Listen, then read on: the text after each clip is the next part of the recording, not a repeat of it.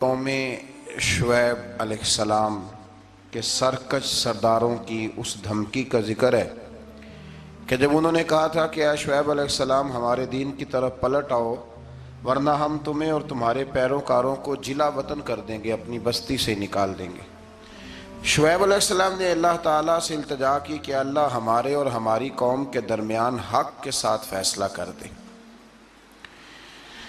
پھر اللہ تبارک و تعالیٰ نے قوم سمود کی طرح عذاب نازل فرمایا اور اسے دنیا سے ہی مٹا دیا، اس قوم کو، جیسے کہ وہاں کچھ تھا ہی نہیں۔ آیت نمبر 94 جو ہے اسی سورہ اعراف کی، اس کے اندر اللہ تبارک و تعالیٰ نے فرمایا کہ نبی کو جھٹلانے کے بعد فوراً اس قوم کو تباہ نہیں کیا گیا، بلکہ پہلے ان کو سختی اور تکلیف پھر انعام اور اکرام سے آزمایا گیا۔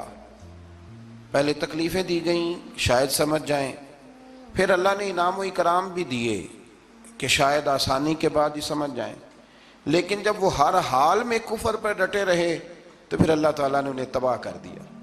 بہت سارے لوگ ہیں جو سکھوں میں بھی نیک نہیں ہوتے اور دکھوں میں بھی نیک نہیں ہوتے، تو فرمایا یہی ان کا حال ہوا، آسانیاں بھی دی گئیں، تکلیف بھی، پر وہ اپنے کفر پر ڈٹے رہے۔ آیت نمبر 96 میں اللہ تعالیٰ نے ان ساری باتوں کو بیان کرنے کے بعد ارشاد فرمایا وَلَوْ أَنَّ أَهْلَ الْقُرَىٰ آمَنُوا وَاتَّقَوْا، فرمایا اگر بستیوں والے ایمان لے آتے اور تقوی اختیار کرتے پھر پرا انہیں کیا ملتا؟ فرمایا لَفَتَحْنَا عَلَيْهِمْ، پس ہم ان پر کھول دیتے بَرَكَاتٍ مِّنَ السَّمَاءِ وَالْأَرْضِ، زمین کی برکتیں بھی ان پر کھول دیتے اور آسمان کی برکتیں بھی کھول دیتے اگر وہ ایمان لاتے اور تقوی اختیار کرتے، لیکن انہوں نے سرکشی کی تو پھر اللہ تبارک و تعالیٰ نے انہیں عذاب دیا۔ اس سے اگلی آیات کے اندر اللہ تبارک و تعالیٰ نے ارشاد فرمایا، آیت نمبر 103 سے لے کر 129 تک بالتفصیل اللہ تبارک و تعالیٰ نے اس مضمون کو بیان فرمایا کہ حضرت موسیٰ علیہ السلام کی بعثت اور فرعون اور اس کے پیروکاروں کا ذکر۔ موسیٰ علیہ السلام نے ان کو دعوت حق دی اور کہا کہ میں تمہارے پاس واضح نشانیاں لایا ہوں، بنی اسرائیل کو میرے ساتھ بھیج دو۔ فرعون نے معجزات پیش کرنے کے لیے کہا تو حضرت موسیٰ علیہ السلام نے اپنا عصا زمین پہ ڈالا، اپنا عصا، اپنی چھڑی، اپنا ڈنڈا زمین پہ ڈالا تو وہ ایک واضح اژدہا بن گیا۔ پھر حضرت سیدنا موسیٰ علیہ السلام نے اپنا ہاتھ گریبان سے نکالا تو وہ دیکھنے والوں کے لیے روشن ہو گیا، ہاتھ کے اندر نور پیدا ہو گیا۔ ید بیضا لیے بیٹھے ہیں اپنی آستینوں میں۔ فرعون کے سرداروں نے حق کو قبول کرنے کی بجائے اسے جادو قرار دے دیا اور کہا کہ یہ تمہیں اپنے ملک سے نکالنا چاہتا ہے۔ انہوں نے کہا اس معاملے کو ذرا ڈھیل دو اور جادوگروں کو جمع کرو۔ جادوگر آئے، انہوں نے فرعون سے کہا کہ ہم حضرت موسیٰ کے مقابلے میں جادو تو دکھائیں گے معاذ اللہ، لیکن اگر ہم غالب آ گئے تو پھر ہمارا انعام کیا ہوگا؟ سودا پہلے طے کرنا ہے، کیا انعام ملے گا؟ اس نے کہا کہ اگر تم غالب آ گئے تو میں تمہیں اپنا قریبی بنا لوں گا۔ بادشاہوں کا قریبی ہونا بھی تو بڑی بات ہے نا، لوگ بڑے پاپڑ بیلتے ہیں قریبی ہونے کے لیے، اور یہ جو قریبی ہوتے ہیں نا، بالخصوص جو بادشاہوں کے قریبی ہوتے ہیں، بادشاہوں کی تباہی کا سبب بھی یہی لوگ ہی بنتے ہیں۔ یہ ان کو روز خبر دیتے ہیں کہ سب اچھا ہے، سب اچھا ہے، اور دنیا کے زیادہ تر حکمران انہی لوگوں کی وجہ سے تباہ ہوتے ہیں، چونکہ ان کا خود عوام سے رابطہ نہیں رہتا۔ اگر وہ خود عوام کے ساتھ ڈائریکٹ رابطہ کریں تو شاید انہیں اچھی اور صاف ستھری چیزیں سمجھنے کو مل جائیں۔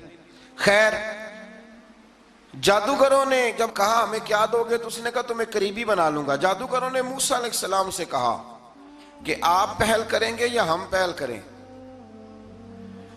تو موسیٰ علیہ السلام نے کہا تم پہل کرو۔ جب جادوگروں نے اپنی رسیاں زمین پہ ڈالیں تو لوگوں کی نگاہوں کو سحر زدہ کر دیا، جادو کر دیا اور انہیں ڈروا دیا۔ انہوں نے کہا یہ تو بڑا جادو لے آئے۔ تو اللہ تعالیٰ نے حضرت موسیٰ علیہ السلام کو حکم دیا کہ آپ بھی اپنا عصا زمین پہ ڈالیں۔ ان کی رسیاں سانپ بن گئی تھی نا، دراصل وہ سانپ بنی نہیں تھی، لوگوں کی آنکھوں پر جادو ہو گیا تھا، انہیں سانپ نظر آ رہا تھا۔ فرمایا آپ بھی اپنا عصا زمین پہ ڈالیں۔ وہ عصا سانپ بنا اور جادوگروں کی ساری چیزوں کو نگل ہی گیا۔ ان کی بہت ساری رسیاں سانپ بنی تھی، ان کا ایک ہی عصا سانپ بنا اور سب کو نگل گیا۔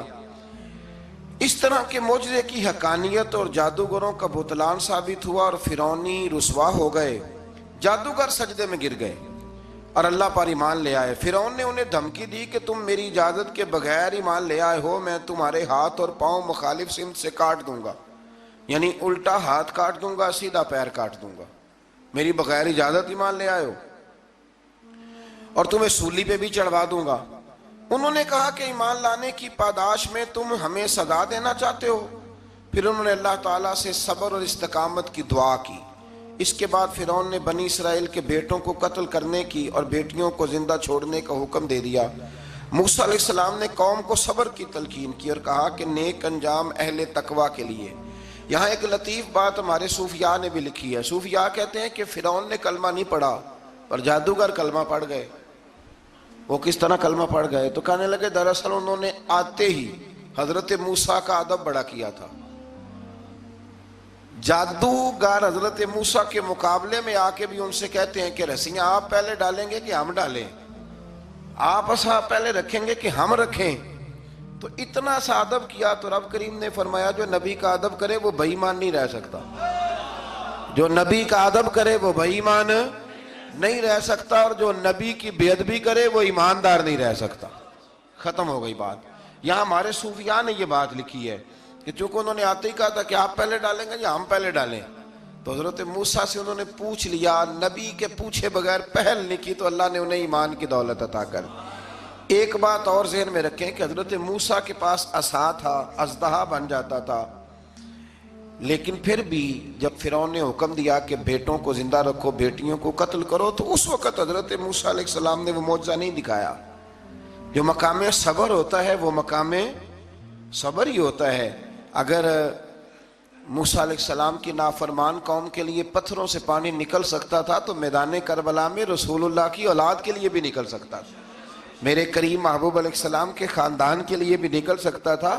ہر جگہ معجزہ دکھانے کے نہیں ہوتی، کچھ مقام صبر بھی ہوتے ہیں۔